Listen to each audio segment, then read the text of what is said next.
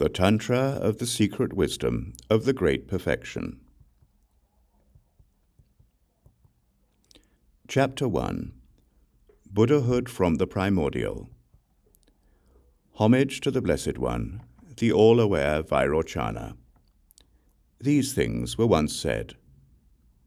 In the totally unhindered abode, the uncontrived dimension of reality, the abode of nothing less, there dwelt the Blessed One, the vital essence of all dharmas, the king of secret wisdom, dwelling in an essentially unmoving state. At that time, the glorious Vajrasattva sat before the teacher. There were also large communities in the audience, brought together in a unified demeanor. Then Vajrasattva rose from his seat. He spoke out these words for the benefit of the audience present, and to remove doubts from the intellect. O Lord of Secrets, abider in the essence of all dharmas, I beg you to explain to the audience present the meaning of the Great Perfection, bringing it together in 4 instructions. He spoke out these words, and the Blessed One, the King of Secret Wisdom, rose up out of the Dharma Dhatu and gave instructions using these words. O Mahasattva, listen. Ema ho, ema ho, ema ho. I teach the Dharma of primordial expansive perspective, amazing and fabulous Buddhahood. Listen, Vajrasattva. This is how it is. The reality of samsara and nirvana is in essence the bodhicitta. Their non-duality is present in the mind in a single moment. All things are self-arising wisdom. Wisdom does not move anywhere outside the essence of the mind. The conceptualizations of ignorance are nameless, so one does not contemplate or accept them.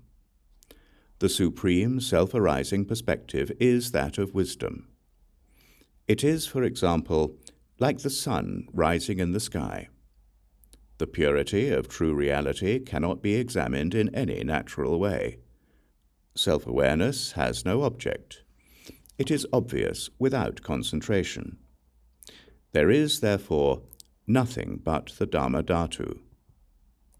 Wisdom of this sort has never had an obstruction or the possibility of mistake.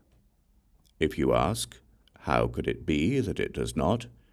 The reply is that when the lamp of wisdom appears to you, obstructions due to the darkness of ignorance are cleared away, going back to before time itself. Through great wisdom, one emerges from the dimension of samsara.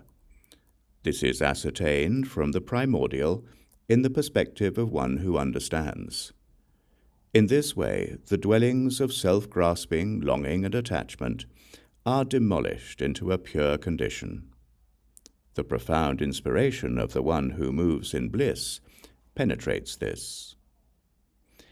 In sky space, the great abode of bliss, all things are one in the bodhicitta. This is everything. As a simile, it is like the sky. All the world and the living beings within it are created by the bodhicitta. Primordial Buddhahood is therefore in the Dharma Dhatu. There is no preventing or encouraging this. No matter what the mind itself appears as, there is never ever a mental image of anything. So wisdom is the inseparability of all things, primordial Buddhahood. If you ask how this is so, all the high and low vehicles are generators of wisdom, which is the matrix of each and everything. Good and bad and great and small are therefore non-dual. Samsara and nirvana are taught to be inseparable with respect to the truth of self-arising wisdom.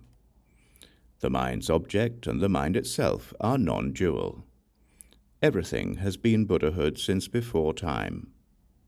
In this way, approaches based on activities and examinations are destroyed. Great wisdom is pure, It is this wisdom which is itself the matrix of all things. It is spontaneously realized, a supremacy that knows no bounds. It is everything, and it is nothing at all. This is the vast space, the supreme bliss.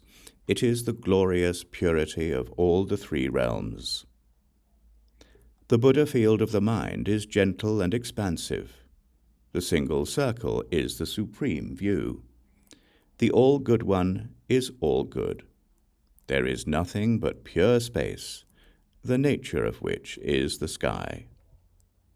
So he spoke, and the audiences were terrified. Vajrasattva himself fainted. From the Tantra of the secret wisdom of the Great Perfection, this is the first chapter, which teaches Buddhahood from the primordial.